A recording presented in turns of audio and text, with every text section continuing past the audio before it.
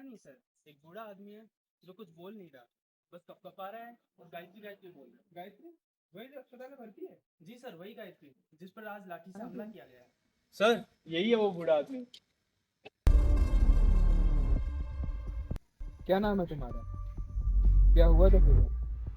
क्यों तुमने अपनी पत्नी पर हमला किया था? गायत्री।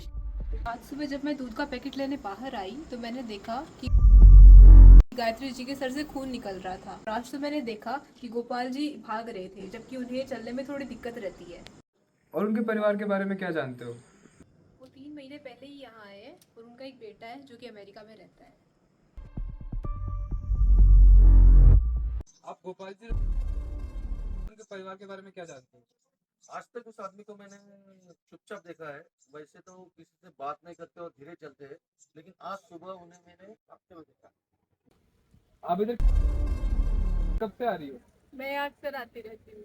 तो फिर आप गोपाल जी के बारे में क्या जानते हो? अक्सर अपनी पत्नी के साथ यहाँ आते रहते हैं। उनकी पलकें बहुत कम झपकती है, ऐसा लगता है वो घूर रहे। उन्हें देख के ना बहुत अजीब लगता है, पर उनकी पत्नी स्वभाव से बहुत अच्छी है। सोचा नहीं था उनके साथ ऐसा होगा।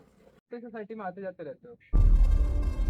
गोपाल जी के बारे में क्या जानते हो? गोपाल जी जो पहले 2 दिन पहले हॉस्पिटल छोड़ा था, फिर गोपाल जी आते जाते रहते थे। फिर ऐसा तो कुछ नहीं, पर उनका काम मैं पहले कर देता था क्योंकि वो बुजुर्ग आदमी थे।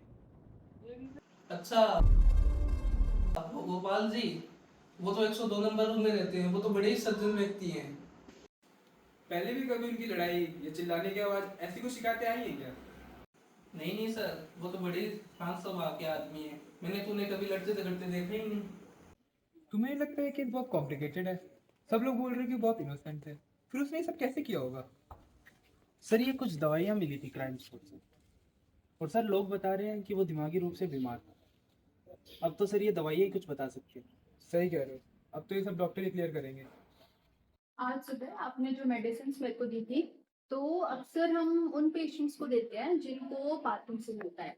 हमारे शरीर में जो नर्व्स होती हैं, उनके कम्युनिकेशंस में कुछ केमिकल्स की नीड होती है, एंड उन्हीं में से एक केमिकल है डोपामिन। तो अगर किसी पेशेंट के शरीर में डोपामिन की कमी हो गई किसी भी कारण से, तो फिर उससे पार्किंसन हो जाएगा। जो इसके नॉर्मल सिम्टम्स होते हैं, तो पर्सन बहुत धीमे धीमे सारे काम करता है, अपने रोजगार के काम। और एक थोड़ा अजीब है जो कि उसकी पलकें बहुत कम झपकती है, तो अगले इंसान को लगता है कि वो उसे घूर रहा है या उसे गुस्से से देख रहा है। उसके हाथ पैर बहुत कपकपाते हैं, और जैसे जैसे बीमारी बढ़ती जाती है उनकी कपकपाहट भी काफी बढ़ती जाती है। और उसके अलावा जो उसकी आवाज है वो बहुत ही ज्यादा धीमी हो जाती है। तो जो नॉर्मल लोग हैं उनको सुनने में और समझने में बहुत ही परेशानी होती है। वैसे तो ये 50 से 60 वर्ष की उम्र में होती है। और जो इसके दवाइयाँ जो हम नॉर्मली पेशेंट्स को देते हैं वो सिंटोपा और लीवोटोपा है। लेकिन मैम, जैसा आपने बोला अभी कि जिसको पार्किंसंस होता है उसकी रफ्तार धीमी हो जाती है, लेकिन वहाँ के लोकल्स ने बताया कि उसको उसको भागते हुए देखा गया। वो क्या होता है ना, कभी कभी जिन लोगों को पार्किंसन होता है तो अक्सर तो वो सारे काम धीमे धीमे करते हैं, उनकी बॉडी बहुत स्लो डाउन हो जाती है।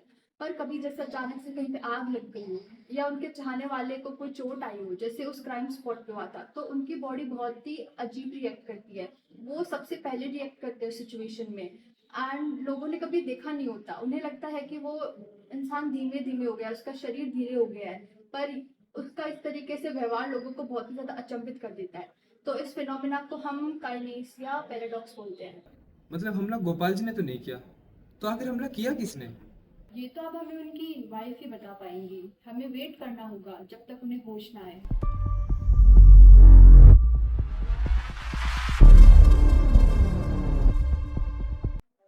तो अब आपकी तबीयत कैसी है? अभी तो ठीक है। अच्छा, तो गोपाल जी ने आप पर हमला क्यों किया? नहीं नहीं, उन्होंने नहीं किया। वो तो एक नेक दिल इंसान है। लेकिन उनकी हरकतें तो कुछ अलग ही बयां करती हैं। उनका व्यवहार आम इंसान जैसा तो बिल्कुल नहीं है। हाँ, उन्हें 4 साल पहले पार्किंसन नाम की बीमारी हुई थी। तब से वो धीरे हो गए। और वो पहले मैथ्स प्रोफेसर हुआ करते थे, और उन्हें हर चीज़ से परफेक्शन की उम्मीद थी। और मैं उन्हें इस काम में अपना हाथ बटाया करती थी। मैं अभी भी उन्हें न्यूरोलॉजिस्ट के पास लेके जाती हूँ, और उनकी अभी भी कुछ दवाइयाँ चालू है। अच्छा, तो मतलब हमला गोपाल जी ने नहीं किया था, तो फिर आखिर हमला किया किसने था? अच्छा सुनो, अपनी दवाई लेना भूलना मत।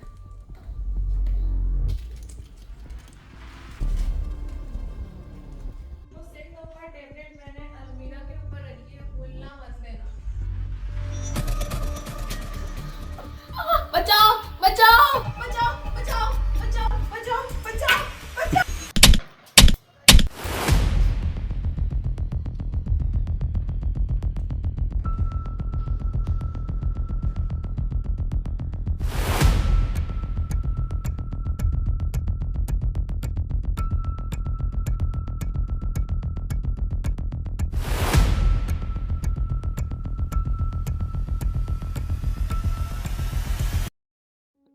अच्छा मैडम, तो हम चलते हैं, आप अपना ध्यान रखना।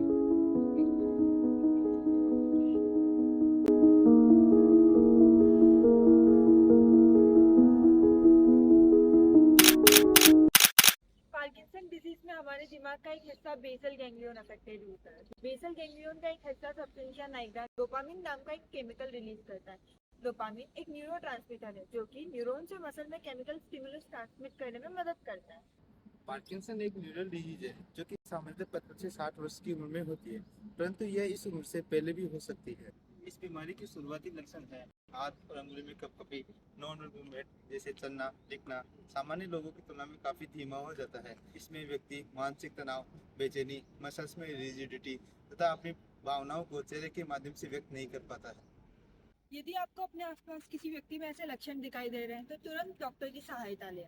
इस बीमारी से डरने की कोई जरूरत नहीं है। इस बीमारी के कई उपचार मौजूद है। डीप ब्रेन स्टिमुलेशन नामक एक तकनीक होती है जो पार्किंसन बाधित व्यक्तियों की सहायता करती है। इसके अलावा कार्बिडोपा और लिवोडोपा नामक केमिकल का यूज किया जाता है जो ब्रेन के बेसल गैंग्लिया में डोपामिन रिलीज करवाने में सहायता देता है। आज के समय में विज्ञान ने काफी प्रगति कर ली है। पार्किंसन बाधित व्यक्तियों को डरने की जरूरत नहीं है, उनके लिए कई उपचार मौजूद हैं जिससे वे इस समस्या से जल्दी ही ठीक हो पाए। हमें पार्किंसन बाधित व्यक्तियों की मदद करनी है ताकि वे इस बीमारी से उबर पाए।